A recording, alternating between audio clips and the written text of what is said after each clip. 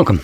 In front of me is a Samsung Galaxy S25 Ultra, and today I will show you how you can record screen on this phone. So to get started, swipe down from the top of the screen. Now, you do want to swipe down from the top right side, as this is where you will have your toggles. And in here, and we swipe down once more to extend the list, you should be able to see screen recorder. If it's not added by default, that will mean that we need to do that ourselves.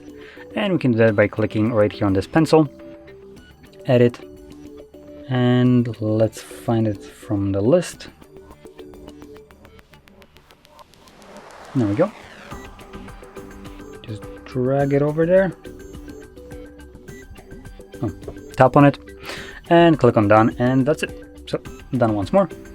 And you can see it right here. So now when we tap on it, it brings up this overview and we can choose what kind of audio will be recorded. Also, if the touches and taps will be shown as a semi-transparent gray dot. And we can obviously start the recording, 3-second countdown, which we can skip. And whatever you'll do right now will be recorded by your phone.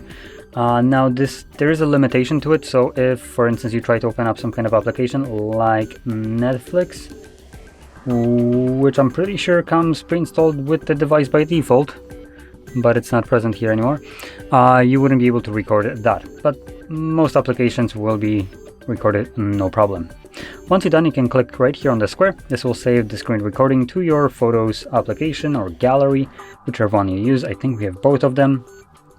So here's the gallery, and we can view it in here. And you can also find it probably easier later on by going into the albums, and in albums you will find an album called Screen Recordings. There we go.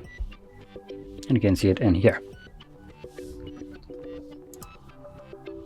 So there we go. Now, if you found this very helpful, don't forget to hit like, subscribe, and thanks for watching.